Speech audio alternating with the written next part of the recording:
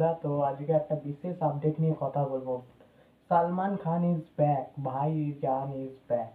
তো সালমান খানের নতুন মুভি পোস্টার এসে গেছে, যেটা দেখে আমি খুবই চমকে গেছি। ভাই ইজ ব্যাক, সেই সুলতান, বজরঙ্গি ভাইজান, এরা ওয়ান্টেড, এরা ফিরে এসেছে। ভাইজান ইজ ব্যাক, তার লুকটা দেখো। সালমান খান নিজের ইনস্টাগ্রাম হ্যান্ডেলে তার নতুন বইয়ের valley the heat movie poster এসছে।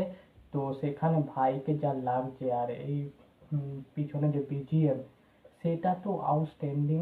তো এই মুভিটায় তো বিজিএম দিচ্ছে হচ্ছে, মানে গান দিচ্ছে হচ্ছে ভীমেশ রেশমিয়া।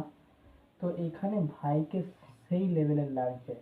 তো এখানে ভাইয়ের দেখে মনে হচ্ছে যে ভাই অনেক খেটেছে, চেহারা কমিয়েছে, সেই ট্রান্সফরমেশন করেছে, মানে বডি বডি রোগা করেছে, গাল ফাল কমিয়েছে। এখানে ভাইকে দেখে সেই আগেকার জেনারেশনে মনে হচ্ছে, মানে আগেকার সময় ভাই মনে হচ্ছে। Salman Khan is back. তো এমনই ছবি সালমান খানের দরকার ছিল, যেটা সুলতানের সময়।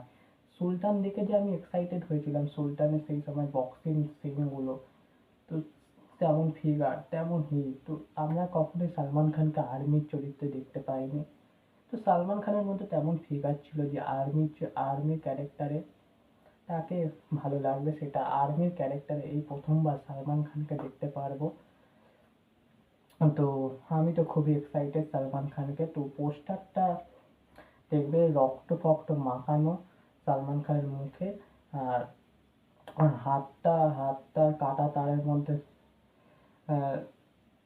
ধরা। তো তো তার অর্ধেক ফেস দেখা যাচ্ছে। তো এখানে ভাইকে দেখে সেই লেভেলে লাগছে, সালমান ভাইকে দেখে সাল্লু ভাই ইজ ব্যাক। তো সেই লেভেলে লাগছে, আর গান তো হিমেশ রেশমিয়া দিচ্ছে। তো মুভিটা মনে হচ্ছে যে আমরা যেমন জানি শাহরুখ খানের কামব্যাক হয়েছে, আমির খানেরও কামব্যাক হয়ে গেছে, অক্ষয় কুমারও কামব্যাক করে নিয়েছে।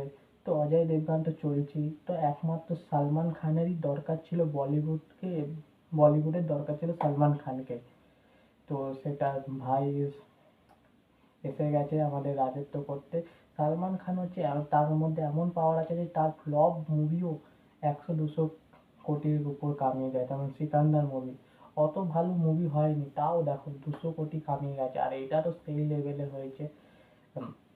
তো এটা আর্মির চরিত্রে। তো এটা বিশেষ করে ইন্ডিয়া পাকিস্তানের মধ্যে হবে না।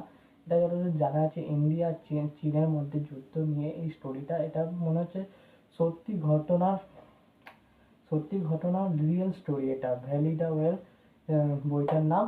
তো দেখা যাক বইটা কেমন হোক, আমি তো খুব এক্সাইটেড। তো ভিডিওটা ভালো লেগে থাকে লাইক এবং শেয়ার করে দেবে, আর যদি চ্যানেল নতুন হয়ে থাকে চ্যানেলটা সাবস্ক্রাইব করে দেবেন, বেল আইকন